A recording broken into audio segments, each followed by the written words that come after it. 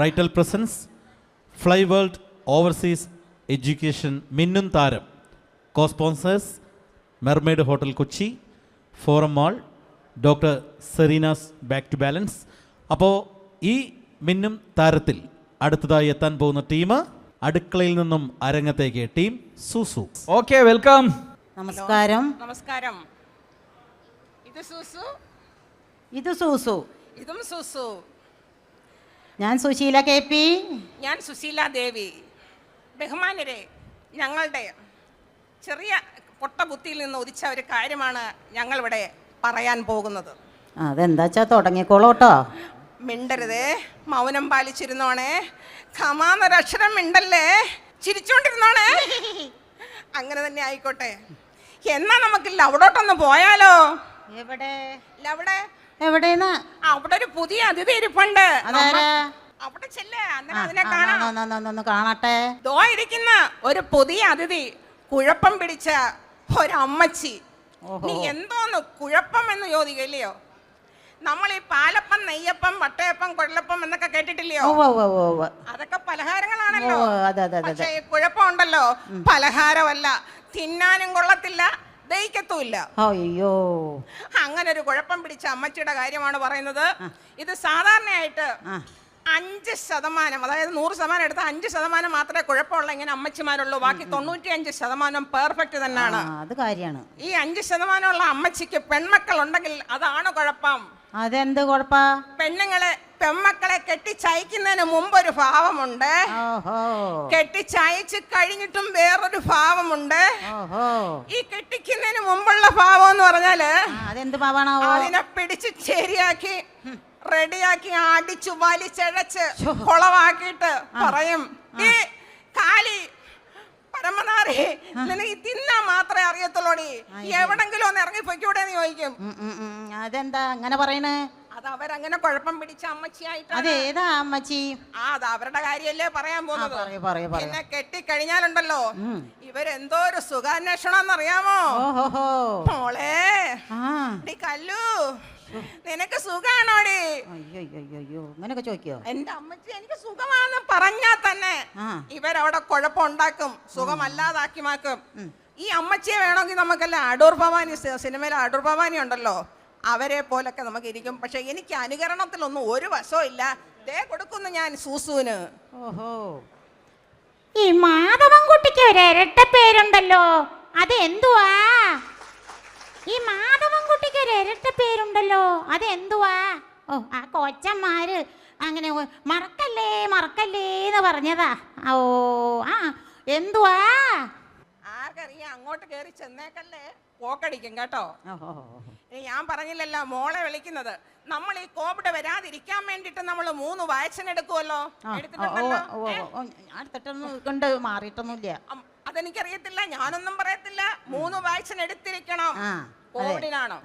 പക്ഷെ ഇതുപോലെ തന്നെ ഈ അമ്മച്ചിക്ക്, കുഴപ്പം പിടിച്ച അമ്മച്ചിയും മക്കളെ കെട്ടിച്ചയച്ചാല് 3 വാക്സിൻ എടുക്കും. അതെങ്ങനെയാണെന്നറിയാമോ? ആദ്യമേ മോളെ വിളിച്ച് സുഖാന്വേഷണം എന്ന് ചോദിക്കും. മോളെ നിനക്ക് സുഖാണോ? കല്ലു പറയും എനിക്ക് സുഖം അമ്മച്ചി. അല്ല, നിന്റെ അതിനകത്ത് ഏതോ ലതുണ്ടല്ലോ. അതിലതുണ്ട്. നിന്റെ സംസാരത്തിൽ എന്തോന്ന് കുഴപ്പമുണ്ടല്ലോടി. എന്താണ് കുഴപ്പം? 1ാമത്തെ വാക്സിൻ. 2ാമത്, നിന്റെ അവിടുത്തെ അമ്മച്ചി എങ്ങനുണ്ടാ, തള്ള എങ്ങനുണ്ടെന്നൊരു ചോദ്യം ഉണ്ട് കേട്ടോ. അമ്മ പാവം അമ്മേ, ഒരു കുഴപ്പമില്ല. എന്നോട് എന്തൊരു സ്നേഹമാണെന്നറിയാമോ? അയ്യോ, ആ തള്ളേ നീ സൂക്ഷിക്കണം കേട്ടോ. അവരെ കുറിച്ച് അങ്ങനൊന്നും അല്ല ഞങ്ങളുടെ വാസുവണ്ണം പറഞ്ഞേക്കുന്നത്. അമ്മ അങ്ങനൊന്നും പറയല്ലേ അമ്മ. ആ വാസുവണ്ണൻ ഒരു സംശയ രോഗിയാ. അമ്മ വാസുവണ്ണന്റെ സൈഡ് നിക്കല്ലേ അമ്മ എന്ന് പറഞ്ഞാലും അവര് കേൾക്കത്തില്ല. മോളെന്ന് പറഞ്ഞ ഒരു നവ്യ നായരുടെ ടൈപ്പാണ് കേട്ടോ. എനിക്ക് ഈ അനുകരണമൊന്നും അറിഞ്ഞൂടല്ലോ. സൂസു അങ്ങ് പറഞ്ഞാട്ടെ. ഒരു പാഴ്മോഹം എൻ്റെ മനസ്സിൽ തോന്നിയപ്പോൾ ഞാൻ എങ്ങോട്ടല്ലേ ഓടി വന്നത്. നോക്കിയോ കാണാത്ത ദൂരത്തുള്ളത് എനിക്ക് വിധിച്ചിട്ടില്ലെങ്കിൽ എന്നെ നേർവഴിക്ക് നടത്തണമെന്ന് ഞാൻ പ്രാർത്ഥിച്ചിരുന്നതല്ലേ. എന്തിനായിരുന്നു ഈ പാവം പെണ്ണിനെ കൊണ്ട് സ്വപ്നം കാണിപ്പിച്ചത്? ഈ കണ്ണീര് കാണാനോ ആണോ? എന്നും മണയാതെ ഈ തിരി തെളിയിച്ചതിന് തന്നതാ. വേണ്ട, ഇനി ഞാൻ ഈ തിരി തെളിയിക്കില്ല. എനിക്ക് കാണണ്ട ഈ മുഖം. കുഴപ്പമില്ലെന്നേ. ആ രണ്ടാമത്തെ വാക്സിൻ എടുത്തല്ലോ, അവിടുത്തെ അമ്മച്ചി എങ്ങനെ ഉണ്ടോന്ന് ചോദിച്ചിട്ട് ഇനി മൂന്നാമത്തെ വാക്സിൻ എടുക്കും. മോളെ കല്ലുവേ, ലവൻ എങ്ങനെ ഉണ്ടെന്ന്. ഭർത്താവ് മരുമോൻ എങ്ങനെ ഉണ്ടെന്ന്. ചേട്ടൻ എന്തോ ഒരു സ്നേഹമാണെന്ന് അറിയാമോ എന്നോട്, എന്തൊരു സ്നേഹമായ എന്നോട്.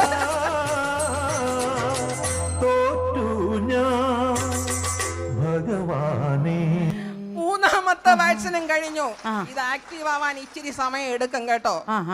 പിന്നെ അവിടെ ഒരു അമ്മായിയപ്പനുണ്ട്, പാവം പിടിച്ചാക്ക് പല്ലില്ല. ഇനി പല്ലെല്ലാം കൂടെ ഈ തള്ള ഇനി അടിച്ചിട്ട് ഒടുക്കിയാന്നോന്ന് അറിയത്തില്ല. ഒരു ശശി കല്ലുങ്കൽ എന്നാണ് പറയുന്നത്. എനിക്ക് അനുകരണത്തിലൊന്നും ഒരു വശമില്ലല്ലോ. സൂസു അങ്ങ് പറഞ്ഞാട്ടെ. ഒന്ന് രണ്ടെണ്ണം കൊള്ളാം. ഇന്നല്ലേ നൊമ്പഴത്തിലെ ദീപ്തിയുടെ പ്രസവം. കൊച്ചിൻ്റെ രമേശാണോ സുരേഷാണോ നിന്നറിയാം. ഇത് കുറച്ച് വരാല കൊടുമ്പുള്ളിട്ട് പറ്റാൻ നല്ല ടേസ്റ്റായിരിക്കും. എന്തായാലും അവിടുത്തെ അമ്മച്ചി പാവാന്നൊക്കെ പറയുന്ന കേട്ട്. പക്ഷെ ഈ അമ്മച്ചി ഉണ്ടല്ലോ, വെറും പാവാന്ന് പറഞ്ഞാലും ഈ ഇവിടുത്തെ അമ്മച്ചി ഉണ്ടല്ലോ പറയും നിന്റെ ആ അവിടുത്തെ തള്ള ശരിയല്ലെന്ന് തന്നെ പറഞ്ഞോണ്ടായിരിക്കും. അത് നമ്മുടെ ബിന്ദു പണിക്കരുണ്ടല്ലോ, അത് അനുകരണമൊന്നും എനിക്ക് അറിഞ്ഞൂടല്ലോ. അങ്ങ് സൂസു അങ്ങ് പറഞ്ഞാട്ടെ. എടാ അശോക, എനിക്ക് നിന്നോട് ഒരുപാട് കാര്യങ്ങൾ പറയാനുണ്ട്. ഞാൻ പണ്ട് കോളേജ് പഠിച്ചിരുന്നപ്പോ എനിക്കായിരുന്നു ക്ലാസ്സിൽ ഫസ്റ്റ്. പക്ഷേ റിസൾട്ട് വന്നപ്പോ ഞാൻ തോറ്റുപോയി. അതിനെങ്ങനെയാ? അവർക്ക് എന്നോട് സ്നേഹമില്ലല്ലോ. എന്തായാലും 3 വാക്സിൻ എടുത്തു. ആക്റ്റീവ് ആവാൻ ഇച്ചിരി സമയം എടുക്കും. അമ്മച്ചി എപ്പോഴും ഫോൺ വിളിച്ചോണ്ടിരിക്കും. അതായത് തിളച്ച എണ്ണയ്ക്കകത്ത് കുറച്ച് കടുകിടുന്ന പോലാണ് ഇവരിങ്ങനെ വിളിച്ചോണ്ടിരിക്കുന്നത്. അതുപോലെ തന്നെ പാകിസ്ഥാൻ ഈ ബോർഡറിലേക്ക് പട്ടാളക്കാരെ കയറ്റി വിടുന്നോണം വീണ്ടും വീണ്ടും ഇങ്ങനെ വിളിച്ചോണ്ടിരിക്കും. ഇച്ചിരി കഴിയുമ്പോഴായിരിക്കും ഈ മോക്ക് അമ്മച്ചി പറഞ്ഞത് കറക്റ്റ് ആണോ എന്ന് നോക്കും. അതുപോലെ മരുമകൾ അവിടെ ഉള്ളതൊന്ന് ഏത് മരുമകളെ ഇവിടെ ഉണ്ട്. പക്ഷെ മരുമകളെ ഇവിടുന്ന് ഓടിച്ചിട്ട് വേണം മോളെ ഇങ്ങോട്ട് വിളിച്ചു വരുത്താൻ. ഈ മരുമകൾ എന്ന് പറഞ്ഞ ഒരു കാവ്യാമാധവന്റെ ലുക്കാണ്. എനിക്കറിഞ്ഞൂടല്ലോ അല്ലത്. അതുകൊണ്ട് സൂസു അങ്ങോട്ട് പറഞ്ഞാട്ടെ.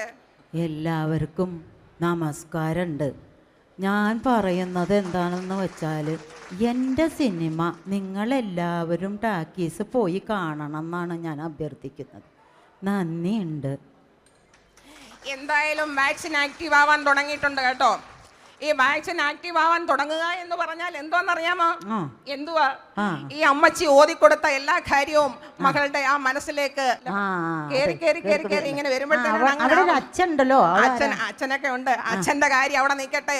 കല്യാണം കഴിഞ്ഞാലായിട്ടുള്ള ഒത്തിരി കാര്യങ്ങളുണ്ട്. ഈ കല്യാണം കഴിഞ്ഞാല് അങ്ങോട്ടും ഇങ്ങോട്ടും കൂടെ ബാർട്ടർ സിസ്റ്റമാണ്. എന്തുവാന്നറിയാമോ?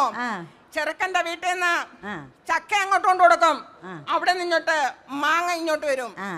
ഇവിടെ നിന്ന് അങ്ങോട്ട് തേങ്ങ അങ്ങോട്ട് പോകും, അവിടെ നിന്ന് ചേന ഇങ്ങോട്ട് വരും. ഇവിടുന്ന് വരെ ചേമ്പ് അങ്ങോട്ട് പോകും. അത് കഴിഞ്ഞിട്ട് അവിടെ കൊടുത്തയച്ച ചക്കക്കകത്ത് ഇനി ചുളയുണ്ടെങ്കിൽ അത് ഇങ്ങോട്ട് പോരും. ആ ചുളയിൽ നിന്ന് ചക്കക്കുരു ഉണ്ടെങ്കിൽ അങ്ങോട്ട് കൊടുക്കും. അങ്ങോട്ടും ഇങ്ങോട്ടും ബാർട്ടർ സിസ്റ്റം ആയിട്ട് ഇരിക്കും. പക്ഷെ ഇങ്ങനെ ഇതുപോലുള്ള അമ്മച്ചിമാരുണ്ടെങ്കിൽ ഇച്ചിരൂടെ കഴിയുമ്പോഴത്തേന് ബാർട്ടർ സിസ്റ്റം വാനിഷായി പോവും.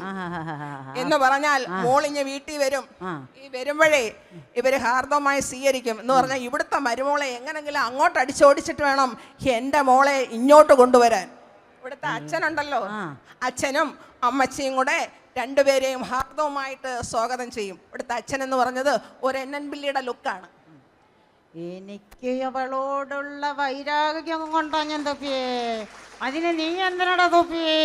മുതലാളിൻ്റെ വായയിൽ തൊപ്പിയിട്ട് അതിന് വായത് പോളാമ്പി മാതിരി തുറന്നു വെച്ചിട്ടുള്ളടാ ഞാൻ തൊപ്പിയേ.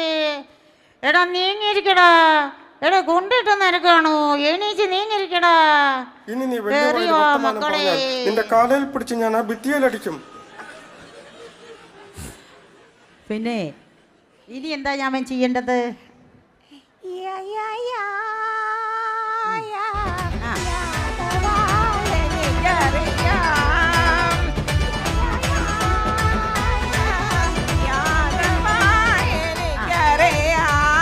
ചേച്ചി, നമ്മുടെ ടൈം ഓവറായി. നിങ്ങൾ നന്നായിട്ട് പെർഫോം ചെയ്തു. പക്ഷെ നമുക്ക് ഇനിയും ഒരുപാട് മത്സരാർത്ഥികൾ വെയിറ്റ് ചെയ്യുന്നുണ്ട്. നന്ദി, നമസ്കാരം.